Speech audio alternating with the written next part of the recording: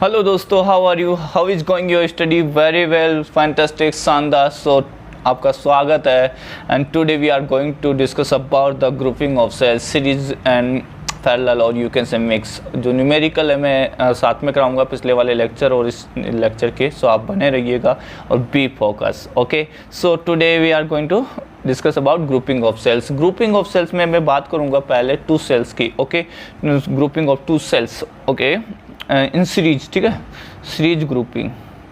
अच्छा ये बताओ, सीरीज ग्रुपिंग की बात करते हैं, series grouping of two cells. तो हम टू सेल्स की ग्रुपिंग की बात कर लें, थोड़ा सा हेड राइटिंग देख लीजिएगा।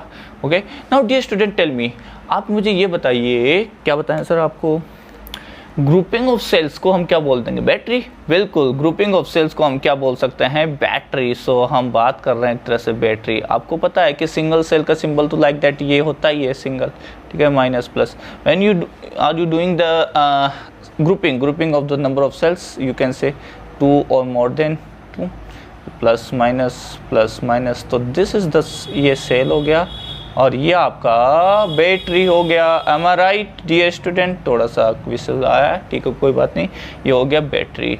ठीक है, देख पा रहे होंगे आप अपनी स्क्रीन पे सेल और बैटरी का, ठीक है, सब जानते हैं। Yes dear student, now series grouping में I am talking about two cells. So two cells को आप कनेक्ट कीजिए डियर स्टूडेंट। जैसे आप कनेक्ट करेंगे, दो वे हैं यहाँ पे, टू वेज है। One is like that, minus plus. If polarity of you can say positive or negative has in same direction, you can say left side है दोनों, अगर दोनों लेफ्ट साइड डायरेक्शन लेफ्ट में रहेंगे और नेगेटिव है तो नेगेटिव राइट डायरेक्शन में है, आई मीन टू से they will support each other. This is the E1 EMF, this is the E2 EMF, और इसका इंटरनल रेजिस्टेंस से दिस इज द R1, इनका इंटरनल रेजिस्टेंस से R2। इस तरह से हमने कनेक्ट कर दिया। Got the point? They will support, why? Because the current flow from positive terminal, तो यहाँ से इसका करंट फ्लो होगा इधर, इसका करंट फ्लो होगा इधर, तो दोनों का करंट एक दूसरे को क्या करेगा? सपोर्ट करेगा dear student. M I right? Yes dear student, यहाँ पे हम ऑब्जर्व कर पाएंगे कि ये एक दूसरे को क्या करेंगे? सपोर्ट करेंगे। तो आप देख पा रहे हैं डियर स्टूडेंट, यहाँ से जो करंट जाएगा दैट इज यू कैन से I2, आप उसको क्या बोल सकते हैं? I2, और यहाँ से I1 सपोर्ट करेंगे, एक दूसरे को सपोर्ट करेंगे। तो नेट EMF जो यहाँ पे आएगा, जो नेट EMF आएगा, ठीक है, यू कैन से net EMF, what will that sir? E1 plus E2। okay, and R1 and R2 are in series, R1 and R2 in series, so R equivalent, यहाँ से अगर मैं बोलूँ R equivalent, you can see EQ, that will be R1 plus R2, that is simple law of series combination of resistance. If we took another case like that in opposite polarity, यहाँ पे दो both supporting each other, ठीक है, यहाँ पे support कर रहे हैं each other को, ठीक है, supporting each other, okay, एक दूसरे को सपोर्ट कर रहे हैं डियर स्टूडेंट यहाँ पे। But now I am taking opposite kind of polarity like that, ये हो गया माइनस प्लस। नाउ ये E1 है और ये E2 है, यहाँ से करंट जाएगा इन दिस डायरेक्शन और यहाँ से करंट जाना चाहेगा इन दिस डायरेक्शन। अब सर्किट जो आप ले रहे हो, मान लीजिए यहाँ सर्किट है, this is the external resistance R। In circuit में जो नेट करंट होगी वो कौन सी पॉसिबल होगी? I1 I2, दो करंट एक साथ फ्लो नहीं हो सकता। Got the point dear student? So which current will be prefer? So circuit में उसी की चलेगा जो पावरफुल सेल होगा, सर्किट में उसी का चलेगा जो पावरफुल सेल होगा। Let consider, I am saying let E1 greater than E2, okay, E1 greater than E2 है sir. So in that case E जो नेट EMF आएगा वो आएगा E1 minus E2। It means जो करंट फ्लो होगा वो I1 supporting होगा in that direction. Okay, if E2 greater than E1 हो, देन पावरफुल E2 हो जाएगा, तो इसी की डायरेक्शन में करंट फ्लो होगा। Then you can say E net will be E2 minus E1। हाँ, if you talk about the equivalent resistance की तुम बात करोगे तो इक्विवेलेंट रेजिस्टेंस क्या रहेगा? इसमें सेम रहेगा R1 प्लस R2, ठीक है। इस इंटरनल रेजिस्टेंस की बात कर रहा हूँ, कैपिटल R को मैं यहाँ पे काउंट नहीं कर रहा, वो एक्सटर्नल, ठीक है। तो यहाँ से मैं अगर इन दोनों के सर्किट की इंटरनल रेजिस्टेंस शो करें R R1 और यू कैन से R2, ठीक है। इन दोनों की बात कर रहा हूँ, कंप्लीट सर्किट की बात नहीं कर रहा मैं, ठीक है। यहाँ पे नेट EMF हो जाएगा if you are taking E1 greater than E2, जो पावरफुल होगा उसी का सर्किट में करंट फ्लो होगा, दो करंट फ्लो नहीं होंगे यहाँ पे, ध्यान दीजिएगा, है ना। अगर इसका इंडिविजुअल करंट I1, इसका इंडिविजुअल करंट I2 है तो दोनों का जो नेट करंट आएगा वो ड्यू टू दिस EMF आएगा, ठीक है। If E1 greater than E2, if E2 greater than E1 है then the current will be in direction of I2। Simple है, तो आपको यहाँ से पता लग गया होगा कि किस तरह से हमको डील करना है। अगर ध्यान रखिए दोनों सपोर्टिंग नेचर में है तो ऐड कर देना है, दोनों अपोजिंग नेचर है, यहाँ पे दोनों की कैसी है, अपोजिंग नेचर है, एक दूसरे को अपोज कर रहे हैं, अपोजिंग ईच अदर है, तो आपको क्या करना है, सबट्रैक्ट करना है, larger minus smaller, you can say powerful minus weaker. Got the point dear student. चलो अब चलते हैं n रजिस्टर्स के लिए सीरीज में, सो रेडी रहिएगा, ओके। अच्छा, इसके लिए अगर छोटा सा अगर एग्जांपल लिया जाए तो इसके लिए एक एग्जांपल ले लेते हैं, सिंपल है, आप बता दीजिएगा। जैसे मैं एग्जांपल हूँ, यहाँ पे एक सर्किट कनेक्ट किया है ना, this is the question like best. एक सर्किट मैंने यहाँ पे कनेक्ट किया है, ओके। यहाँ लिखा है मैंने 2 वोल्ट एंड 1 ओम, यहाँ लिखा 3 वोल्ट एंड 1 ओम, ओके। ये दो सेल है, इसका इंटरनल रेजिस्टेंस गिवन है, ये अनदर सेल है, इसका इंटरनल रेजिस्टेंस गिवन है। So how will you right that, देखिएगा ध्यान से, यहाँ से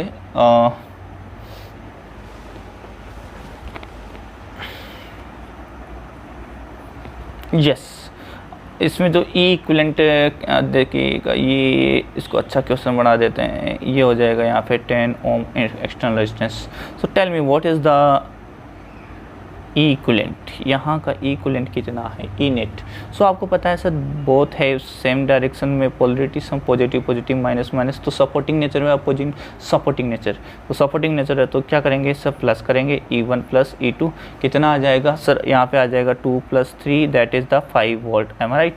और इक्विवेलेंट रेजिस्टेंस दोनों क्या है सर, सीरीज में है, सो यू कैन से R1 + R2 and that will be 1 + 2 and that is 3 ohm, okay। now what is the net current, net current you will write sir E equivalent upon total resistance of the circuit, ये हो गया external, और internal resistance का RS। सो यहाँ से E equivalent कितना आ गया 5 पूरे सर्किट का, R जो एक्सटर्नल रेजिस्टेंस है प्लस, और जो इनका E equivalent आया है R सीरीज का, तो कितना है 3 इंटरनल रेजिस्टेंस का। सो यहाँ से कितना हो गया 5/13 एम्पियर, ये करंट आ जाएगा सर्किट में। सो आई होप यू क्लियर है। अगर मैं अपोजिट लूँगा तो वहाँ पे वो माइनस हो जाएगा, इतना सा सिंपल होगा। तो एक न्यूमेरिकल भी हमने कर लिया है सॉल्व। चलते हैं नेक्स्ट, प्लीज़ लाइक कीजिएगा, सब्सक्राइब कीजिएगा, शेयर कीजिएगा, सपोर्ट दिखाइए, प्यार दिखाइए, ठीक है, सबको शेयर कीजिएगा। Yes dear student, now series combination of n cells की हम बात कर रहे हैं, series combination of n cells, ठीक है। Like that I consider different EMF are there, E1 and internal resistance, say like that E2, R1, R2 dot। यहाँ से आ जाएगा dear student, this one is the EN, ठीक है, till N। यहाँ पे इंटरनल रेजिस्टेंस आप शो करेंगे Rn तक, am I right? So this is the, और ये एक्सटर्नल सर्किट है, आप कंसिडर कर लें, एक्सटर्नल सर्किट का रेजिस्टेंस हो गया R एक्सटर्नल रेजिस्टेंस। सो एक नेट करंट फ्लो होगी, मैंने सभी सेम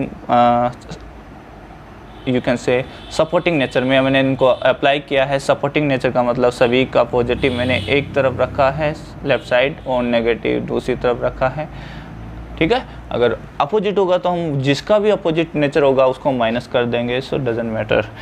आपको क्लियर, मैं एक सिंगल केस लेके चल रहा हूँ। तो यहाँ से ई इक्विवेलेंट कितना आ जाएगा, tell me dear student, we talk about the E equivalent, ठीक है, net EMF, tell me net EMF। आपने अभी भी बोला सर नेट EMF हम यहाँ पे लिखेंगे summation of all E1 + E2 + dot EN।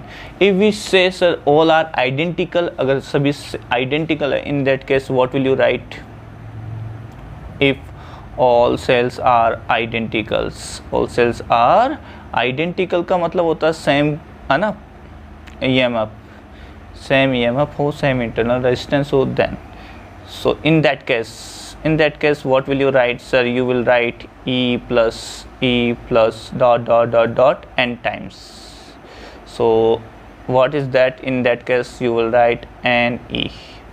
Am I right? तो यहाँ से equivalent क्या आ जाएगा? Ne in that case. Now tell me what's about the equivalent resistance. अगर हम बात करें equivalent internal resistance की बात करूँगा ना, equivalent internal resistance, total circuit के रेजिस्टेंस की बात नहीं कर रहा हूँ अभी, ठीक है, इंटरनल रेजिस्टेंस. तो in that case what will you say sir? R equivalent you will say, series में है सब के सब, तो आप ऐड कर देंगे R1 plus R2 plus dot Rn. Identical है, if identical cells are there, four identical cells are there,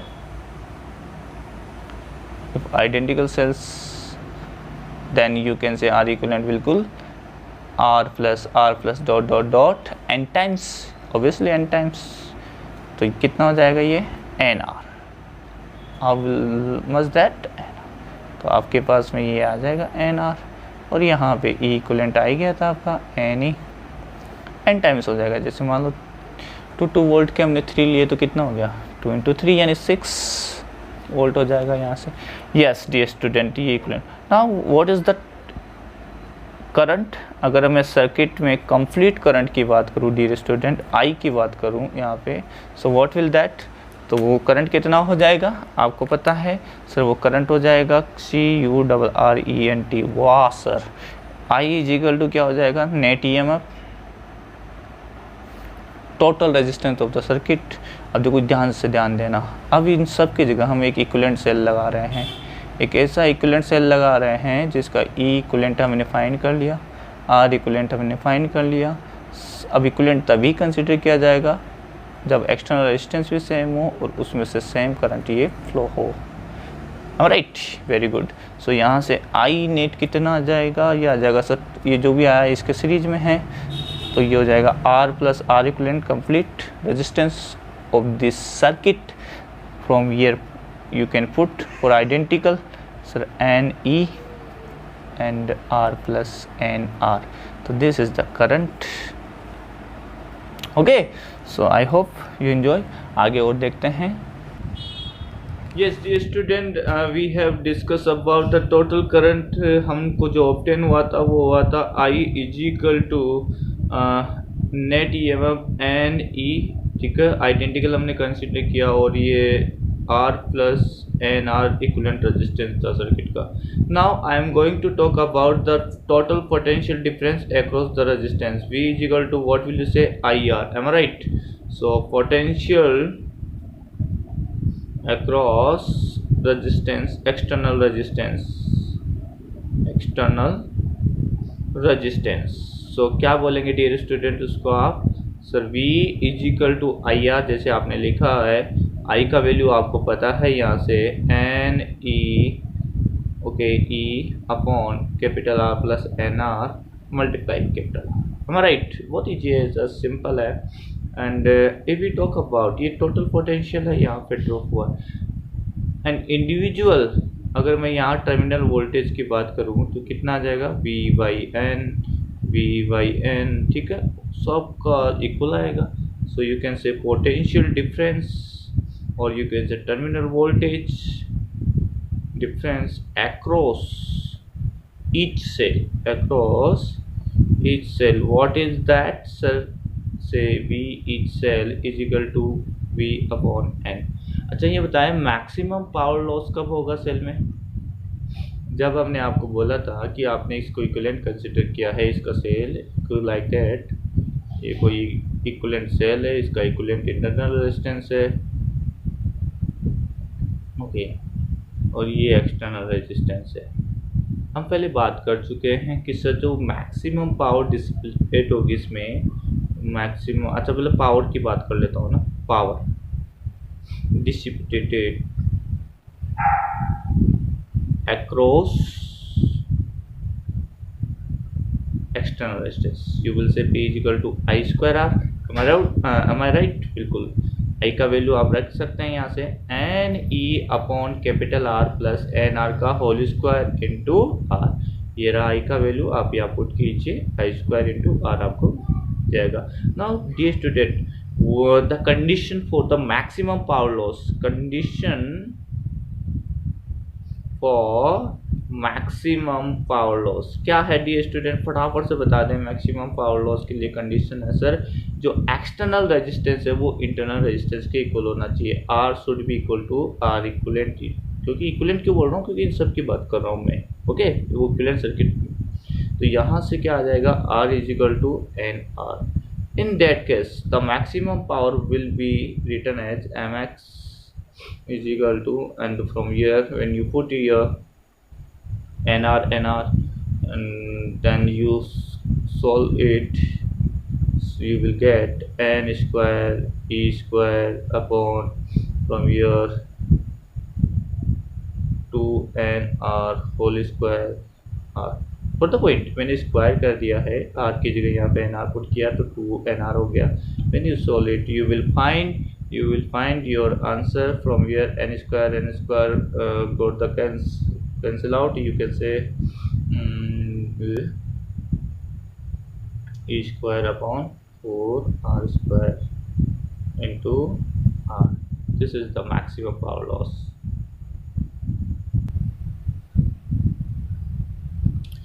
जी स्टूडेंट, यहाँ आर को तो आपने रिप्लेस नहीं किया भाई, आर की वैल्यू अगर एन आर पुट करना है तो इसको भी आप रिप्लेस कीजिए। So from here P maximum will be, यहाँ से आंसर आ जाएगा आपका E square 4r square into N R, capital R is replace by N R, from here small R cancel, single power.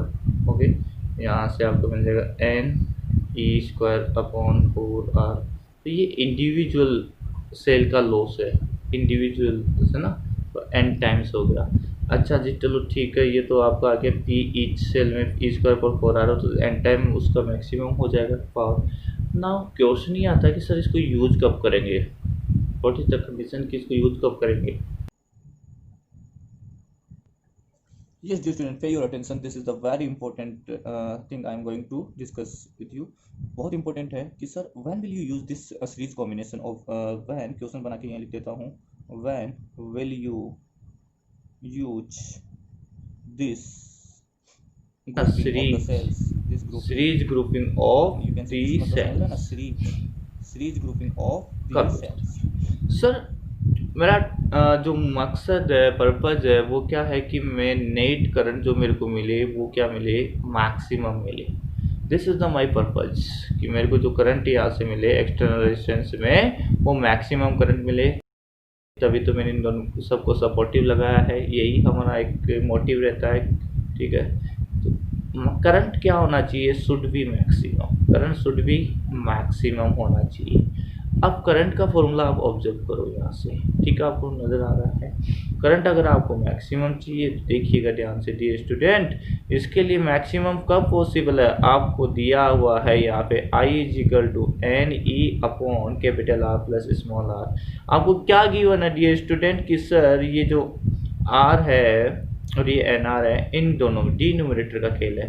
Denominator must be क्या होना चाहिए, less than the value of current I will be maximum. जब denominator का value downward जाएगा तभी तो I का value increase होगा। सही है sir, no, yes. So how you can increase, sir इसका सिंपल सा मीनिंग है कि जो एन आर है वो लेस देन कैपिटल आर होना चाहिए। So we can write that R plus N R approx किसके इक्वल होगा, आर के, क्योंकि ये नेग्लिजिबल टर्म है। एन आर नेग्लिजिबल हो गया ना, आर कैपिटल आर। मतलब मान लीजिए एक तरह से ये है 50 ओम और ये है 2 मिली ओम, तो ये क्या है, नेग्लिजिबल है, इसको जीरो कंसिडर कर सकते हो ऐसे। ठीक है, तो इस तरह से जो आपका करंट मिलेगा वो अप्रोक्स आपको मिलेगा एन ई अपॉन, इसको रिप्लेस कर सकते हैं कैपिटल आर से। ओके, तो this is the current, maximum current you can say. Okay, so यहाँ से जो करंट मिलेगा, लेकिन मान लो सर केस ये भी तो हो सकता है, आपने ये केस कंसिडर किया है, ठीक है, ये केस कंसिडर किया है, केस ये भी तो पॉसिबल है कि N R greater than capital R हो। in that case you have to write r plus nr approx equal to capital R, sorry, small nr, क्योंकि nr ग्रेटर है इसमें। इन दैट केस जो करंट आएगा, इन दैट केस जो current आएगा, ध्यान देना डियर स्टूडेंट, पे योर अटेंशन, जो आई जो आपका करंट आएगा इन दैट केस वो आ जाएगा N E as it is है divide by N plus N R plus R R को आप एन आर से रिप्लेस कर देंगे, एन एन से कैंसिल, क्योंकि आर प्लस एन आर की जगह एन आर पुट कर दिया। अब जो करंट मिल रहा है वो ई बाई आर, ये क्या हुआ सर, ये तो current due to single cell है, current due to single cell, ये जो करंट मिला है आपको वो ड्यू टू सिंगल सेल मिला है। अरे भैया एक करंट का एक सेल का रेजिस्टेंस है आर और ईएमएफ है, तो यहाँ से जो करंट जाएगा वो ई बाई आर ही जाएगा। तो फिर क्या मतलब है सर इन सबको जोड़ने का, एक ही जोड़ लेते, इतना जोड़ के भी अगर इतना ही मिल रहा है तो। सो दिस नॉट प्रीफर्ड, जो प्रीफर कंडीशन है वो ये है, in that case you can use external जो रेजिस्टेंस है वो मच लार्जर है, ऑल इंटरनल रेजिस्टेंस इक्विवेलेंट, इन सब का जो इक्विवेलेंट आएगा एन आर उससे अगर मच लार्जर है external resistance, in that case you can use series combination of cells. समझ गए वो क्या है, external resistance R if much greater then to equivalent resistance of internal resistance की बात कर रहा हूँ, internal resistance of cells. In that case you can use series combination grouping of the cells. I hope understand हुआ होगा, समझ में आया होगा। वेरी गुड, लाइक करें, सब्सक्राइब करें, parallel grouping of the cells, ठीक है। मैंने 3 सेल कंसीडर किए हैं जिनका ईएमएफ E1 है, इंटरनल रेजिस्टेंस R1 है और ईएमएफ यहाँ पे आप लिख सकते हैं E2, internal resistance R2, next आप E3 and R3। Got the point. अभी ये देखिएगा मैंने पोलरिटी सब की सेम रखी है, लेफ्ट साइड में पॉजिटिव रखा है और राइट साइड में नेगेटिव रखा है। सो ये सपोर्टिंग नेचर है, इनकी सपोर्टिंग नेचर है, तो यहाँ से करंट जाएगा I1, यहाँ से करंट जाएगा I2, यहाँ से करंट जाएगा I3, all combine and become total current और net current you can say I, यहाँ से करंट फ्लो हो जाएगा I एंड अगेन ये पॉइंट जब यहाँ B पे रीच करेगा तो ये क्या होगा साहब, डिवाइड हो जाएगा अगेन। अच्छा जी, बहुत बढ़िया, very good. Now dear student, अब हम बात करें यहाँ से, सर क्या बात करें आपसे, सिंपल है कि हमें करंट इक्विवेलेंट जो भी फाइंड करना है वो यहीं से फाइंड करना है। सो जनरल टर्म में फाइंड करने जा रहा हूँ। एक कंसिडर कर लेते हैं कि इक्विवेलेंट सेल है इसके, उसको हमने बोल दिया EP और यू कैन से इंटरनल रेजिस्टेंस का जो इक्विवेलेंट है वो RP है, और वही एक्सटर्नल रेजिस्टेंस आपने कैपिटल R कनेक्ट किया है और यहाँ से आप करंट फ्लो करवा रहे हैं इसमें I, तभी तो इक्विवेलेंट बोलेंगे, अदरवाइज कहाँ से बोलेंगे। So now dear student tell me, if I1, I2, I3 combine equal becomes I, then you can say by junction law I is equal to I1 plus I2 plus I3, am I right? बिल्कुल सही है। तो यहाँ से अगर मैं find करना चाहूँ I1 यहाँ से फाइंड कर सकता हूँ, I2 यहाँ से I3। So tell me what is the terminal voltage across the E1। So you know हम पहले भी पढ़ चुके हैं, सो यहाँ से आप लिख सकते हैं टर्मिनल वोल्टेज अक्रॉस, ये डिस्चार्जिंग वाला केस हो गया, ध्यान रखिएगा। आज सप्लाई कर रहा है करंट तो इसका मतलब डिस्चार्ज हो रहा है across E1। What will you write, V is equal to क्या होता है E माइनस IR, ठीक है। तो यहाँ लिखेंगे 1 1 1, okay. So this is the V1, तो यहाँ का टर्मिनल वोल्टेज आ जाएगा V1। ऐसे ही अगर आप बात करें किसकी E2 की, तो यू कैन राइट सिमिलरली, कौन सा लर्ली, सिमिलरली, हाँ, terminal voltage across E2, V2 is equal to you write E2 minus I2 R2 and V3 is equal to E3 minus I3 R3। From here what is the value of I1 current की, अगर यहाँ से आप value find करना चाहें dear student, मेरे ख्याल से ये आ जाएगा E1 minus V1 divide by R1, सही है ना, सही है ना, बिल्कुल सही है। यहाँ से अगर आप फाइंड करना चाहेंगे, अच्छा ये बताओ डियर स्टूडेंट, ये टर्मिनल वोल्टेज मैंने लिखा है V1 V2 V3, ये तीनों सेम है कि नहीं है?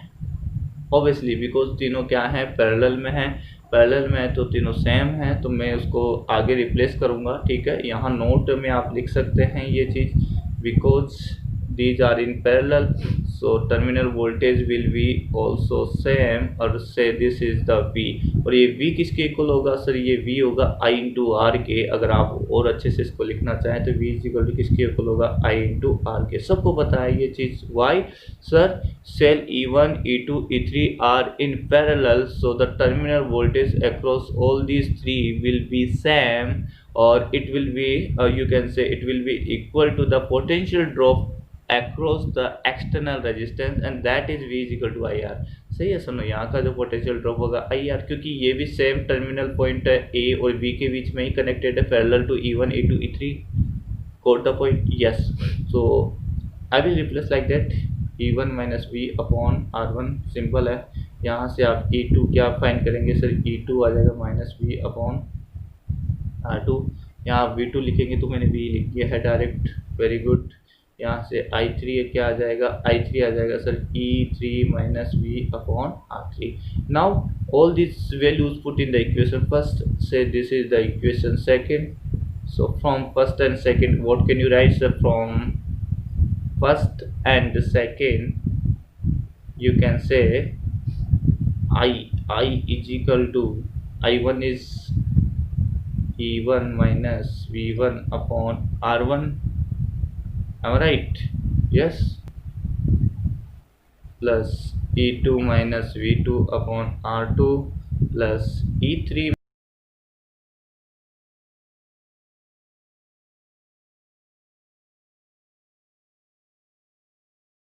3। अब कंबाइन करना होगा थोड़ा कुछ, और देखते हैं किस तरह से क्या होता है, चेक करते हैं।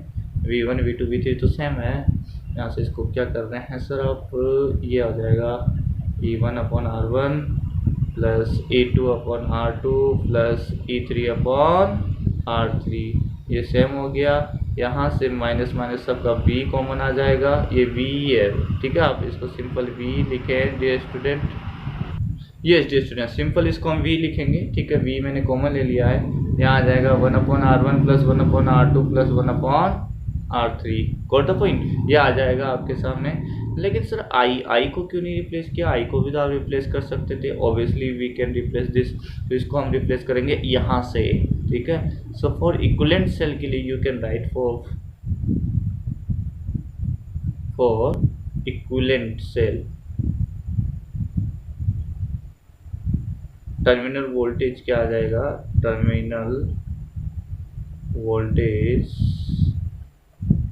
V is equal to E equivalent जो आप बोल रहे हैं पैरेलल माइनस I सेम है और RP इक्विवेलेंट, ये बोलेंगे आप, ठीक है। यहाँ से जो करंट आ जाएगा वो कितना आ जाएगा, EP माइनस ये ऊपर अपने EP minus V upon RP। ये आपने जैसे आप यहाँ पे रिप्लेस करेंगे, so you will get EP minus क्या हो जाएगा, EP upon RP is equal to V upon RP is equal to, ये एज इट इज है ही ऐसे कैसा, ये मैंने I की जगह पुट किया है यहाँ पे E1 upon R1 plus E2 upon, भैया बस ये आ चुका है आपके सामने। इक्विवेलेंट में कंपेयर करने वाला हूँ, आप देख पा रहे होंगे मैं कंपेयर करने जा रहा हूँ यहाँ से 1 upon R1 plus 1 upon R2 plus 1 upon R3। So compare both side, comparing both side, ठीक है, comparing both sides. What will you have, जैसे आप कंपेयर करेंगे डियर स्टूडेंट, आपको यहाँ से EP अपॉन RP ये किसके इक्वल आ गया सर, ये इक्वल आ गया this one, EP upon RP equal आ गया sir E1 upon R1 plus E2 upon R2 plus E3 upon R3। Got the point? And यहाँ से अगर मैं इसको कंपेयर करूँ तो V कैंसिल, तो 1 upon RP 1 upon R P is equal to 1 upon R one plus 1 upon R two 1 upon R three. तो ये तो सबको ही पता था कि सर ये पैरेलल में है तो इनका जो इक्विवेलेंट रेजिस्टेंस आएगा वो रेसिप्रोकल में आएगा, ठीक है। 1 upon R one 1 upon R two 1 upon R three, और इक्विवेलेंट लेने के बाद में इसको जस्ट अपोजिट कर देंगे हम, रेसिप्रोकल लगेगा अगेन, और you will get the equivalent resistance of internal resistance. तो यहाँ से ये हमारे पास बहुत इंपॉर्टेंट रिलेशन आया है, इसको हम डिटेल में डिस्कस करते हैं आगे एन आइडेंटिकल्स के लिए वॉट एवर। यहाँ से आप समझ पाए होंगे। अगर आपको कोई भी डाउट है तो थोड़ा सा वापस से आप बैक जाके देखें, you will understand very well. Next चलते हैं। Yes, dear student, if we talk about the if we talk about the n cells, then you can say EP upon RP अपने आया था E1 upon R1, E2 upon R2, E3 upon R, यानी EMF ratio and internal resistance ratio सबको add करते जाएंगे till n तक, और आपको रेसिप्रोकल लेके इक्विवेलेंट रेजिस्टेंस तो फाइंड कर लोगे पैरेलल में। Now if we say N identical cell, for N identical cell what will you say? For N identical cell क्या हो जाएगा सर? आप बोलेंगे sir E P upon R P is equal to E upon R plus E upon R till n times, you can say n times. So from here you can say that will be n e upon r, am I right? So ये equivalent यहाँ से आपको मिल जाएगा e p is equal to n e upon r and multiply by r p। अब मुझे R P बता दो यहाँ से। आर पी की वैल्यू आपको पता है कि sir 1 upon R P is equal to क्या हो जाएगा? 1 upon R plus 1 upon R till n times. So from here what will you write sir? ये हो जाएगा n अपॉन आर, और फ्रॉम ईयर जब आप रेसिप्रोकल लेंगे तो ये हो जाएगा r बाई n, ठीक है।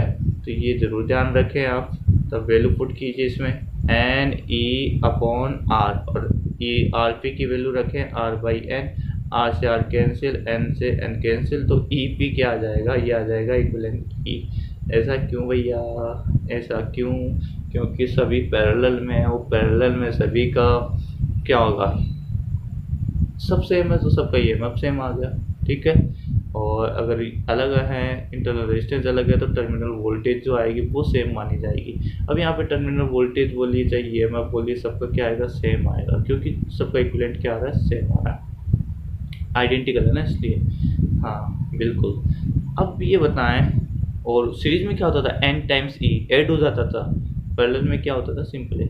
चलो ये तो आपने बात कर ली। अगर मैं टू सेल्स की बात करूँ, है ना, टू सेल्स की, तो ये बहुत ज़रूरी है। क्यों मैं बात क्यों कर रहा हूँ? क्योंकि न्यूमेरिकल यहीं बनेंगे। तो अगर मैं स्पेशल केस के लिए बात करूँ, फॉर टू सेल्स आपको याद रखना है ना डियर स्टूडेंट, ये we talk about only two cells like that. फटाफट से देख लेते हैं।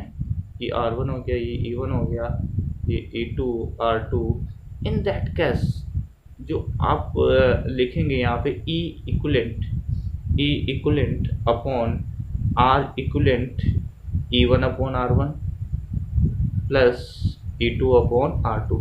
अब मैं आपसे रिक्वेस्ट कर रहा हूँ डियर स्टूडेंट, यहाँ प्लस प्लस दोनों सपोर्टिव नेचर में है, तो हमने प्लस साइन लगाया है, दोनों के आगे लगा दीजिएगा, आपकी इच्छा है, ठीक है। अब जो भी अपोजिंग नेचर में है, अपोजिंग मतलब कहने का मतलब ये प्लस है तो इधर माइनस है इसका, है ना। तो इन दैट केस अगर दोनों अपोजिंग नेचर में आपको हम बता चुके हैं उसके अकॉर्डिंग, तो वहाँ पे आप नेगेटिव साइन लगा दीजिएगा, तो इक्वलेंट उसी के अकॉर्डिंग आ जाएगा। तो यहाँ से, और आर इक्विवेलेंट तो आपको पता लग ही जाएगा यहाँ से, आर इक्विवेलेंट पैरेलल में तो क्या आ जाएगा यहाँ से? R1 R2 upon R1 plus R2, 1 upon R1 R2 कीजिएगा, रेसिप्रोकल लीजिएगा तो यही आएगा। अब देखो सिंपल करो, इसको सिंपल कीजिएगा। सिंपल करने के बाद में आपको जो मिल रहा है मैं आपको बता रहा हूँ, E1 R2 plus E2 R1 divide by R1 R2। LCM ले लिया, R1 R2 क्रॉस मल्टीप्लाई कर दिया, और ये जो आर इक्विवेलेंट नीचे था वो इधर रखिए, आर इक्विवेलेंट की वैल्यू यहाँ पुट करो। जैसे ही आप यहाँ पुट करोगे देखिए आपको क्या मिल जाएगा, E1 R2 plus E2 R1 divide by R1 R2 into R1 R2 divide by R1 plus R2। तो ये कैंसिल हो जाएगा, और एक इम्पोर्टेंट फॉर्मूला अपने पास में आ जाएगा टू रेजिस्टेंस। टू सेल्स के लिए E1 R2 को मल्टीप्लाई कर दिया, E2 R1 को मल्टीप्लाई कर दिया, divide by sum of the resistance R1 plus R2, this is the equivalent resistance. बाकी आपको अगर ये स्टेप याद है तो यू कैन डू इट, आप यहाँ से फाइंड करके पुट करें। Okay yes dear student, now I am going to tell about the net current की बात करते हैं इसमें, ठीक है। नेट जो करंट आएगा वो कितना आ जाएगा, आप बोलोगे सर EMF नेट आ जाना चाहिए अपॉन R प्लस RP, तो EP कितना आया, E नेट कितना आया आपको पता है, E नेट कितना आया है, सेम आया है E, ठीक है। आइडेंटिकल सेल्स की बात कर रहा हूँ, E सब में पैरेलल में सेम रहता है, ठीक है। R प्लस RP का आपको पता ही है कितना आया है, R इक्वलेंट R/N, यस। सो यहाँ से अब इसको आप इस तरह से रख सकते हैं या फर्दर सोल्व कर सकते हैं, NE upon NR plus small r, okay, NR plus small r। ये नेट करंट आया, मोस्ट इम्पोर्टेंट है, उसमें NR के साथ में आ रहा था सीरीज में, ठीक है, N स्मॉल r के साथ में आ रहा है। टॉक अबाउट द पावर, अब अगर हम पावर की बात करें प्यारे बच्चों तो यहाँ से आ जाएगा power V is equal to, you will write I²R and you can write from here NE upon N capital R small r का square into R। Now condition क्या है कि जो मैक्सिमम पावर लॉस है डिसिपेटेड के लिए, for maximum power loss या dissipation, you can say dissipation, so the external resistance should be equal to equivalent of the internal resistance। आपको पता है जो हमने इक्विवेलेंट जो आपका सेल डिजाइन कर दिया है, that is the E equivalent and this is equivalent internal resistance and this is external resistance. If you are saying that ये E आया, ठीक है, EMF, और R/N आया equivalent, external resistance if equal to the equivalent of the internal resistance, in that case the power loss will be maximum, so you can say R/N equal हो जाए capital R के, then in that case you will get maximum power। और वो maximum power कितना आएगा, let's check। और वो maximum power check करने के लिए हम रख रहे हैं यहाँ पे कैपिटल R की जगह आप R/N रखिए, या यू कैन से NR की जगह स्मॉल r रख दीजिए, वॉट एवर यू कैन से, ठीक है। हाँ, यहाँ से आप इसको सिंपल कर दीजिएगा, RN is equal to small r, तो पुट कर दीजिए यहाँ पे N square E square and from here you will get 2R whole square and यहाँ पुट कीजिएगा small r, from after solving you will get E square upon 4R, एक R cancel हो जाएगा यहाँ से। इट मीन्स सर ये तो सेम आ रहा है, ये तो क्या आ रहा है, बिल्कुल सेम आ रहा है। Got the point. सीरीज हो चाहे पैरेलल हो, पावर लॉस की वैल्यू सेम आ रही है। सीरीज में भी यही आ रहा था, तो maximum power in series and you can से maximum power in parallel, both have same value, that is N square E square upon 4R। Got the point ये स्टूडेंट, यस। अब केस ये आता है कि सर सीरीज तो आपने बता दिया था कि अगर NR जो है वो लेस देन हो कैपिटल R से, in that case we will use, ठीक है। But when will you use, question वही है, when will you use this parallel combination, parallel combination. इस पैरेलल कॉम्बिनेशन को आप कब यूज करेंगे ऑफ द सेल्स, तो सिंपल है, करंट मुझे देखना होगा, मैक्सिमम करंट मुझे चाहिए। आपने बोला E अपॉन यहाँ से R प्लस R/N, सिंपल है। केस फर्स्ट लेते हैं। केस फर्स्ट में है कि sir if R/N is less than capital R, in that case what will you write, so R plus R/N approx equal हो जाएगा कैपिटल R के, because R/N negligible है। तो इन दैट केस करंट जो आएगा वो क्या मिलेगा आपको, E अपॉन R, okay, E upon R in that case. Now case second, if R by N greater than capital R है, okay, this is the RP, this is the RP equivalent resistance of internal resistance, ठीक है, सेलों के internal resistance equivalent, उसी से हम compare करेंगे external को. सो you can also write like this, RP as है ना, RP greater than R. In that case what will you write? You will write R plus R by N approx equal to small r by N. Okay, in that case what will you write? R by N, and the current will be in that case E upon R by N, and it becomes N times of E by R. This is the maximum current of N times of individual cell, N times of individual cell. तो हमें तो यही चाहिए ना, it is the N times of individual cell. भैया यहाँ से आप लोगों ने देखा कि जो एक्सटर्नल इक्विवेलेंट रेजिस्टेंस है, ठीक है, एक्सटर्नल रेजिस्टेंस है वो लेस देन है इक्विवेलेंट पैरेलल रेजिस्टेंस से. इन दैट केस जो करंट आ रही है वो n टाइम्स आ रही है इंडिविजुअल करंट से. एक सेल जो E बाई आर प्रोवाइड कर सकता था उससे कितने टाइम्स आ रही है? n times. तो हम इसी को प्रिपेयर करेंगे. तो मैं यहाँ से आपको लिख देता हूँ, नोट है कि सर इफ़ RS हमने देखा था, RS क्या था? NR, वो less than capital external resistance से हो, तो हम कौन सा यूज करेंगे? सीरीज ग्रुपिंग यूज करेंगे. Series grouping of cell prepare करते हैं. उसमें n टाइम्स हम करंट मिल रही थी, उसमें जो करंट मिलेगी वो n टाइम्स मिल रही थी E अपॉन R की. ओके, सेकंड जो हमने बोला कि RP अगर पैरेलल की बात करें, पैरेलल क्या हो? Parallel R by N. If greater than external resistance, then you will use parallel grouping. और जो आप parallel grouping of the cells, और इन दैट केस जो करंट मिलेगा वो n टाइम्स मिलेगा E अपॉन R का.